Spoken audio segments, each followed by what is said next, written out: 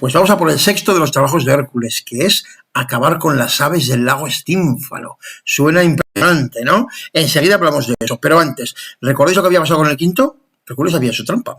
Así que cuando Euristeo se enteró, no se lo contabilizó. La trampa en realidad fue hacer una propuesta a Augias y decirle, mira, limpiar tus establos va a ser imposible, pero yo lo voy a lograr. A cambio, vas a tener que dar una parte de tus ganados. A Augias le pareció bien. Hércules limpió los establos, pero luego no le quiso pagar. Y le dijo que al fin y al cabo habían sido los ríos los que los habían limpiado.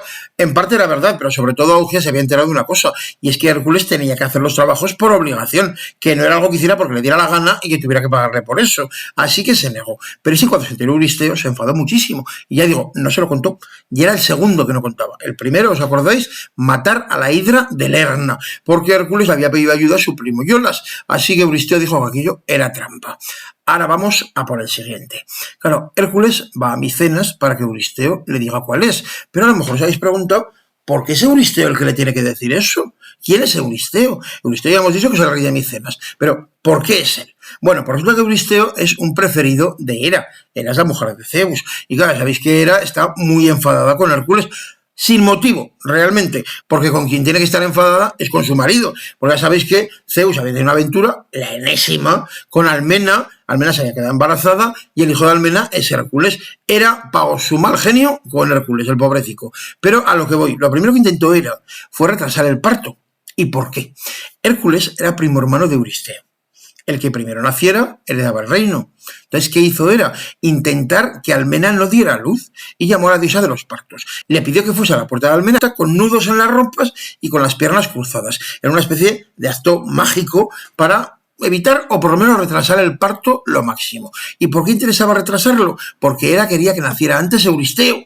Entonces, ¿qué hizo? Aceleró el parto de Euristeo y nació Sitemesino, con lo cual el heredero, el rey de Micenas, sería él. Bueno, total, que Euristeo es el que le tiene, ya digo, que ir encargando los trabajos. Por cierto, una cosa que no hemos dicho, cuando mató al león de Nemea, pues se presentó en Micenas con la cabeza del león. Euristeo se quedó aterrorizado y le dijo que a partir de entonces que no entrara en la ciudad, que casi que se quedara fuera, que él ya se subiría a la muralla y desde allí irían hablando, ¿vale? Así que así lo hicieron. Total, que Hércules llega después de limpiar los establos de Augias y Euristeo le dice que lo que tiene que hacer es irse al lago Estínfalo.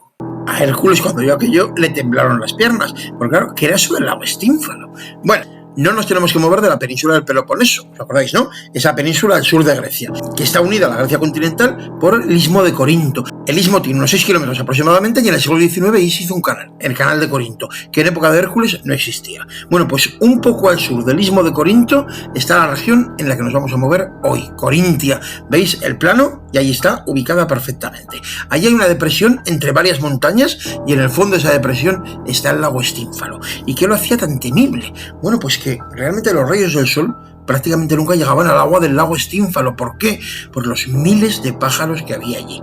Bueno, pues bien, pájaros, avecillas, estupendo. Para nada.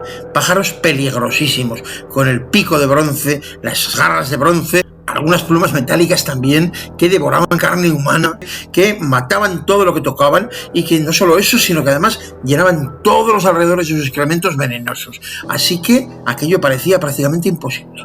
Además, eran casi intocables, porque eran hijos de Marte y protegidos de Diana, o Artemisa, la diosa de la caza.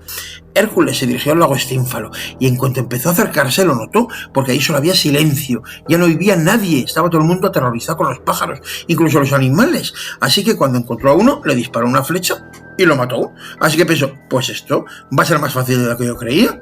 Entonces vio a alguno, lo mató, pero prácticamente no aparecían porque se habían refugiado en la espesura del bosque. Esa era su estrategia habitual, estar allí escondidos, porque si llegaban cazadores para matarlos, se tenían que meter allí dentro y del propio peso de las armas se hundían en el pantano y morían. Eso era lo que le iba a pasar a Hércules. Entonces hubo un momento en que Hércules los vio, se dio cuenta de que él allí no se podía meter, pero sobre todo que eran tantísimos que por muchas flechas que disparara, por muy fuerte que fuera, él no iba a poder hacer nada. Hasta que la diosa Atenea le ayudó. Ya le había ayudado más de una vez. ¿Y Atenea qué hizo? Le dejó ahí una campana de bronce. ¿Y para qué? Pues porque el ruido de la campana aterrorizaba a los pájaros, tanto que Hércules se subió a un lugar alto, a una montaña, empezó a tocar la campana y los pájaros desaparecieron de allí. ¿Dónde se fueron? En el lago Estínfalo no quedó ni uno, pero una parte se fueron a un islote en el Mar Negro, lejísimos, y allí vivieron y se los encontraron mucho tiempo después Jasón y los argonautas. Alguno de ellos murió por culpa de los pájaros del lago Estínfalo mucho tiempo después. Pero no solo eso, algunos se fueron a Micenas, así que cuando Hércules llegó allí, Euristeo estaba dentro aterrorizado, porque sabía perfectamente que comían carne humana. Afortunadamente Hércules había consolado la campana, la tocó nuevamente y los pájaros también se marcharon de Micenas.